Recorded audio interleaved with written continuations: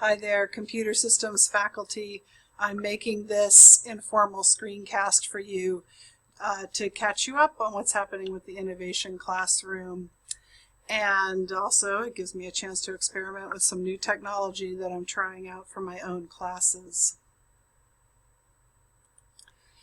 Just to remind you, I came and visited you last fall. I think I saw Jody, Joe, Zico, and Joseph were there. Didn't get to see Parker, and I don't think I've ever met Cece.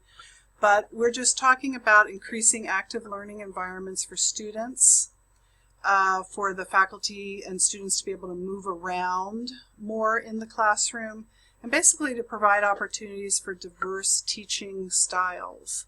Also, we're wanting to create equity and access to technology, so that students who maybe don't have an electronic device would have one available to them in a classroom.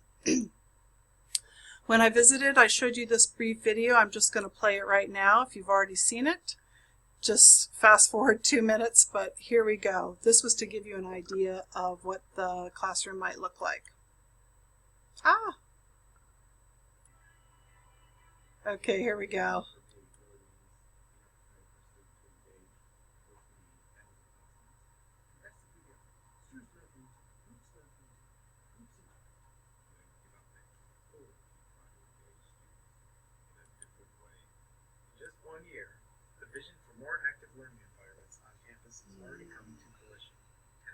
Opportunity for faculty to redesign their courses accordingly.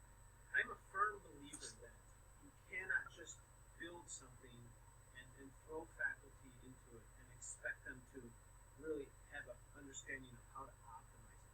We have a very strong core of team members that are going to work very hard to make sure that our faculty understand and get the best out of these active classrooms. It will transform the way that they teach, and it will transform the way that the students are going to learn. It's really good talk and being part of it and hearing how other people are doing things. To acquire the insights from other faculty and other departments is invaluable. I don't think there's any way that we could realize the potential of these classrooms without having some training. And I need to be able to go in and experiment and see how it's going to work. And I need to think about my material in different ways. And I think the training will help. It's much more fun for everybody involved. It is more social, and it's intended to be so. I felt that the students felt that all along the classroom was their classroom. It wasn't stale, was the word that they used. It wasn't stale from week to week. So there's a learning curve involved. And it's a very rewarding experience for me as an instructor and certainly for the students. Okay, so as you see, I am still learning about this technology. I thought I was going to be able to click right to that YouTube video, but I couldn't. Remember there, we were mostly just looking at the furniture and the movement and what the classroom might look like. Since that time, I've been doing more research and working with more faculty, and specifically visited this classroom here, which is the part of the OSU Learning Innovation Center. This also has the idea of the pods, but you can see that they are much more, these are actually bolted in place, these tables and chair, and yeah, the tables are bolted, but they still, each pod does have its own screen for students to use. We looked at, again, some other classroom models, and at about the same time, I started working with a couple faculty specifically who are interested in teaching in this room: Joseph Jess, Rob Prive, Darren Carter, Matt Esner, Richard Gibbs. As I think I've mentioned, we're not building a classroom for one department, but for multiple disciplines. But we do see your department as a key department because several of you expressed the desire to teach there, and I'm hoping that some of you will be ready to teach in there starting this coming fall quarter. The classroom that we're going to end up with is going to look much like this classroom here. This classroom is at Duquesne University in Pennsylvania. We will be, our color scheme will be a little different, more subtle white tables with navy chairs, but the shape will be almost identical of the tables. We are going to have that glass top, which means students can be doing writing with markers on the glass top, working problems, laying out maps, grids, etc., whatever. And then each student group will have its own projection point, which students can plug in their own electronic device to project up there. If the professor is lecturing, the professor can control all the projection points. There's also one big projection point up at the front of the classroom, so a traditional lecture will be fine.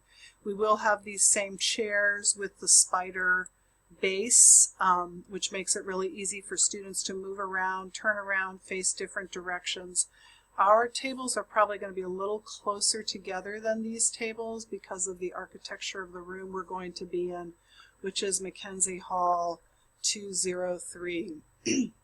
So basically what I'd love to do is come back and talk with you some more when I can see when all of you are going to be there and answer any questions.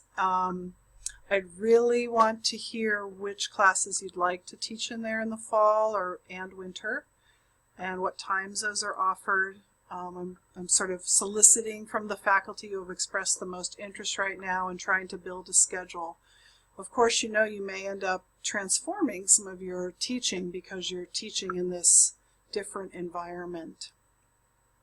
The other thing I want to ask you about is having Ken Long visit with you on excuse me, during your department time at in-service day. This is just an experiment basically on the part of us in instructional technology, wanting the technologists to get to spend more time with faculty, listening, learning, hearing what you're talking about when you talk about your assessments, your assignments, your outcomes.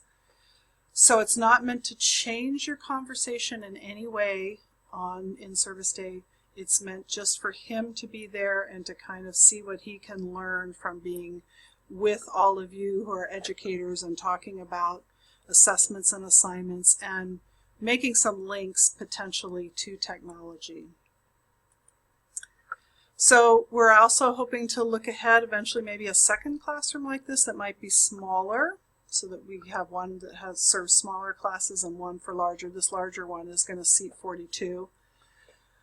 And most importantly, what I'm trying to figure out right now, and hoping Joseph and others to help, is figuring out how to support the faculty who are going to teach in this room in terms of training and support. So that's really my focus right now that we're have finally approved everything, getting everything bought, is figuring out how to help and support faculty. And I would love to come and meet with you and talk with you about that.